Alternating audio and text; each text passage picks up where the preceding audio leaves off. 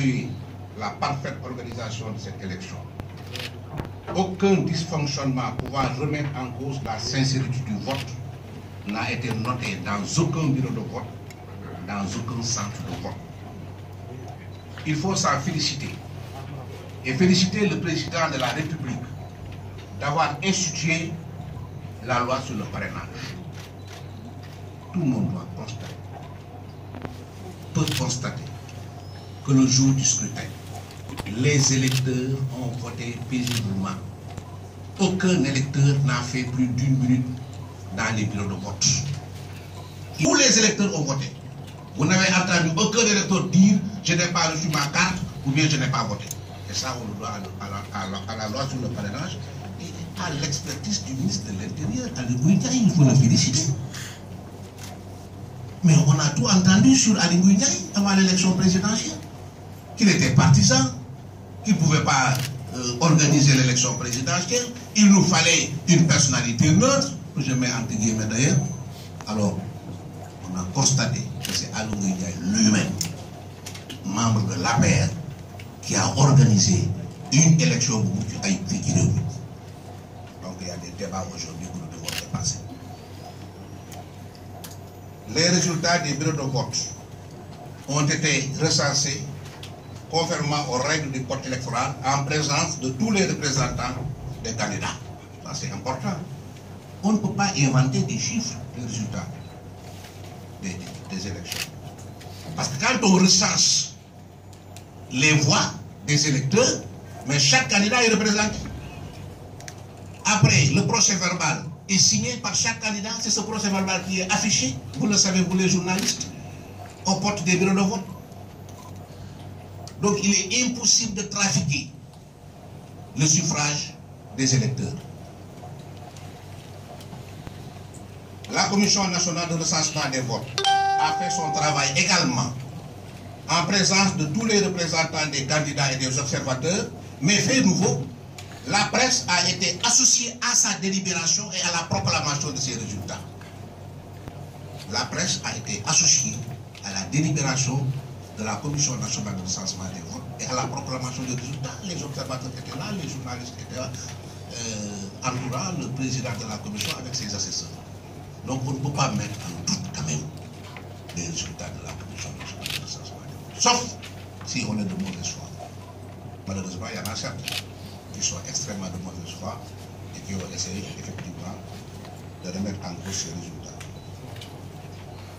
C'est pourquoi d'ailleurs, on comprend la décision de M. Idrissa Seck de renoncer à exercer des voies de recours contre les résultats proclamés par la Commission nationale de recensement des votes. En effet, il est facile de rejeter des résultats au bout de la langue, mais il est très difficile d'exercer des recours contre des résultats sans aucune pièce probante.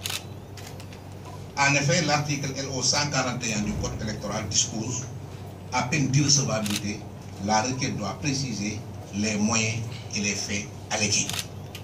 Quand on va devant le Conseil constitutionnel pour contester des résultats, on ne conteste pas des résultats devant le Conseil constitutionnel au bout de la langue.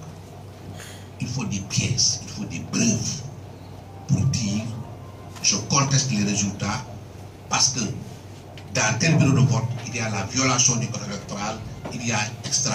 Si on n'a pas ces éléments-là, évidemment, on ne fait que renoncer à tout recours devant le Conseil constitutionnel.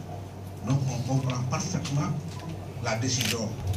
C'est reconnaître implicitement la victoire éclatante du candidat Macky Sall. Le fait de ne pas contester devant le Conseil constitutionnel les résultats provisoires proclamés par la Commission nationale de recensement des votes, c'est reconnaître implicitement la victoire du candidat Macky Sall, parce que c'est dire qu'on n'a pas des moyens pour contester. Quand on conteste sur la base de pièces probantes, de preuves. Quand on n'a pas ces preuves, on ne conteste pas.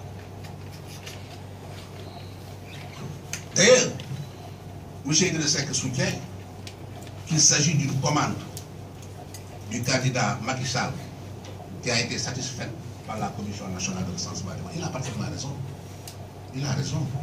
Il s'agit d'une commande politique, d'une offre politique du président Macky Sall à travers les urnes C'est le candidat Macky Sall qui a invité par une commande les électeurs sénégalais, le peuple sénégalais souverain à travers les urnes à satisfaire sa commande. Et le peuple a validé sa commande, a répondu oui à sa commande. Il a raison, oui, c'est une commande politique, une offre politique que le peuple souverain a validée. Majeur a répondu favorablement à cette commande et a précipité l'auteur de la commande. Nous demandons au Conseil constitutionnel d'en prendre acte et de proclamer définitivement les résultats à base des preuves qu'on ne conteste pas. D'ailleurs, M. Idrissa Seck soutient qu'il s'agit d'une commande du candidat Macky Sall qui a été satisfaite par la Commission nationale de recensement. Il a parfaitement raison. Il a raison. Il s'agit d'une commande politique, d'une offre politique du président Macky Sall à travers les urnes. C'est le candidat Macky Sall qui a invité par une commande les électeurs sénégalais, le peuple sénégalais souverain à travers les urnes à satisfaire sa commande.